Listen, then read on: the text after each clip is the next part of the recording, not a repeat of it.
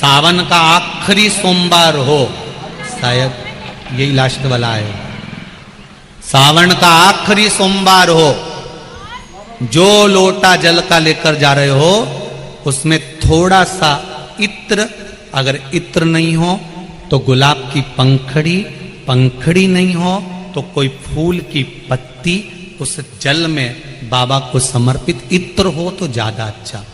आखिरी सोमवार को या सावन महीने का आखिरी दिन आप शिव को जब 2 लोटा जल चढ़ाएं तो उसमें इत्र का भाव रखकर, कामना कर कर, त्र्यंबकेश्वर बाबा का स्मरण कर कर और महामृत्युंजय मंत्र को जपते हुए। कौन सा मंत्र? ये वेद का बड़ा सुंदर मंत्र है, इसको चिल्लाकर नहीं बोला जाता, भीतर महामृत्युंजय मंत्र का स्मरण करते हुए। और अगर महामृत्युंजय मंत्र याद नहीं हो तो पंचाक्षर मंत्र नमः शिवाय, पंचाक्षर का स्मरण नहीं रहे तो षडाक्षर ओम नमः शिवाय, षडाक्षर का स्मरण नहीं हो तो श्री शिवाय नमस्तुभ्यम। आपसे निवेदन है, अशोक सुंदरी वाली जगह पर अगर आप समर्पित कर देते हैं, फिर आप जिस भी चीज के लिए अप्लाई करें, मेरा देवाधिदेव महादेव आपका हाथ पकड़कर खींचकर आगे बढ़ा ही दे। मेहनत करना,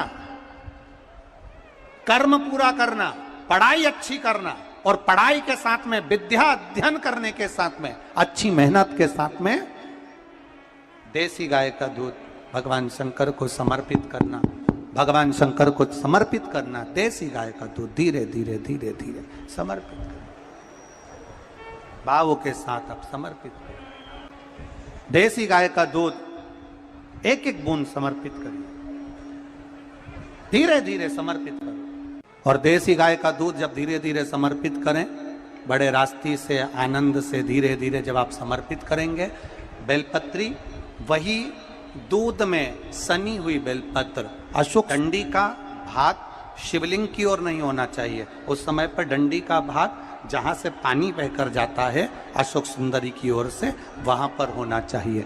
कार्य में सफलता मिलती ही है। शिव तत्व को धारण करें। सोमवार की अष्टमी का मतलब आपको इंदौर की कथा में बताया था, जिस दिन शंकर और पार्वती के मिलन का दिवस हो, और केवल एक माता पार्वती के अकेले मिलन का नहीं, 64 योगनियां तक भगवान शंकर से मिलने के लिए आती है। पीला चंदन लगा लेना। कितना लगाना है? बीच वाला जो पत्ता है उस पर पीला चंदन। जब आपको लगे कि मेरा जीवन बहुत कष्टमय है, अब ये रोग, अब ये कष्ट दूर ही नहीं हो रहा, अब ये आए दिन तकलीफ पर तकलीफ बढ़ती जा रही है, आए दिन रोग बीमारी, पैसा घर में बच नहीं रहा, बहुत कष्टमय जीवन है, इसमें लगाओ पीला चंदन बेलपत्री की बीज पत्ती पर। महाराज, और बीज पत्ती पर जब चंदन लग जाए, लगने के बाद में ये दोनों पत्ती पर लाल चंदन लगा लीजिए। इन दोनों पत्ती के बीच में जो डंडी का भाग होता है, आपको कहा था, आपको स्मरण में होगा शायद, हमने जब बेलपत्री की महत्वता बताई थी तो उस बेलपत्री की महत्वता में कहा था ब्रह्मा विष्णु महेश ये 3 हैं, बोला था। बीच में ये बड़ी पत्ती से लेकर जो 2 पत्तियां होती हैं, इनके बीच में जो जगह बचती है, इसमें मां पार्वती के 64 योगनियां, मां पार्वती अपनी पूर्ण सिद्धि के साथ में जितनी भी देवी के स्वरूप हैं, वो माता 64 योगनियां देवी के स्वरूप में यहां पर विराजमान होती हैं। 2 पत्ती के नीचे से जो डंडी होती है नीचे तक, ये पूरी डंडी में 33 कोटि देवी देवताओं विराजमान होते हैं इस पूरी डंडी के अंदर। तो ये बीच वाली पत्ती है, ये जो बीच वाली पत्ती का जो भाग होता है, इस पत्ती के भाग में शहद का प्रयोग कर कर, यहां पीला चंदन, लाल चंदन, लाल चंदन, शहद का प्रयोग कर कर, इसी तरह से पकड़कर ये बेलपत्री की जो डंडी है वो अशोक सुंदरी पर जब आप समर्पित करें तो जहां से जल बहता है उस ओर पर इस पत्ती को चढ़ाकर केवल आपके हृदय की बात कहकर देवाधिदेव महादेव से कोई भी शिव जी का मंत्र पंचाक्षर नमः शिवाय, षडाक्षर ओम नमः शिवाय, श्री शिवाय नमस्तुभ्यम, या महामृत्युंजय मंत्र, जो शिव का मंत्र हो आपके पास में, उसको बोलते हुए देवाधिदेव महादेव को धीरे धीरे जल की धार चढ़ाना प्रारंभ करो। जल की धार जब पूर्ण होने लगे, उसमें थोड़ा जल बचे, तब अशोक सुंदरी पर जो तुमने बेलपत्र चढ़ाई है वहां उस जलधार को चढ़ा। ये प्रयोग आपको केवल सोमवार की अष्टमी पढ़ने पर ही करना है। कौन से दिन करेंगे?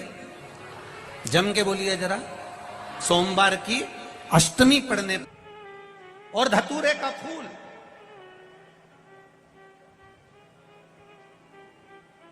कांटे वाला धतूरा, और उसमें लगने वाला एक पुष्प। आस्था चैनल पर आप लोग देख रहे होंगे धतूरे के फूल का दर्शन। धतूरा और धतूरे का पुष्प, छोटा सा पौधा है, ज्यादा बड़ा नहीं है, कांटा लग रहा है, धतूरा लग रहा है, और उसमें भी साधारण धतूरा नहीं। जिस धतूरे के नीचे की डंडी लाल कलर की होती है, अगर वो सोमवार की अष्टमी को देवाधिदेव महादेव को समर्पित करी जाती है, तो उसके घर में कभी संपदा की कमी नहीं होती है। वो धतूरा है, साधारण नहीं है। धतूरे में भी लाल डंडी, जैसे धतूरा गोल होता है, उसके नीचे एक छोटी सी डंडी, देखा है आप लोगों ने? अरे देखी कि नहीं देखी बोलो? धतूरा देखा है ना?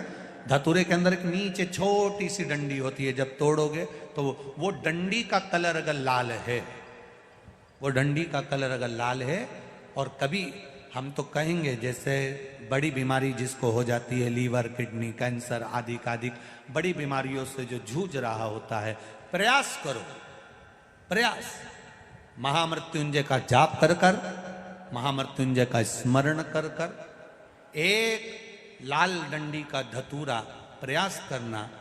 एक धतूरा मिल जाए या 5 धतूरे मिल जाए, किसी भी एकांतेश्वर महादेव पर, जो शिव मंदिर एकांत में हो, जहां कोई जाता आता नहीं हो।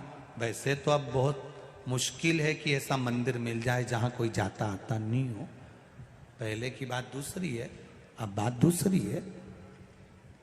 फिर भी कहीं आप रोड पे से निकल रहे हो, एकांतेश्वर महादेव अगर आपका दिख जाए, बहुत बीमारियों से ग्रसित हो, तो भी महामृत्युंजय जाप का स्मरण कर कर, या किसी विद्वत ब्राह्मण जन से महामृत्युंजय मंत्र का जाप करा कर, या भगवान शिव के मंत्र का जाप स्वयं कर कर, वो भी ना बने तो पंचाक्षर मंत्र नमः शिवाय, षडाक्षर मंत्र ओम नमः शिवाय, या श्री शिवाय नमस्तुभ्यम जप कर वो लाल डंडी का धतूरा 5 एकांतेश्वर महादेव को आप समर्पित कर सकते हो। रोग थम जाएगा।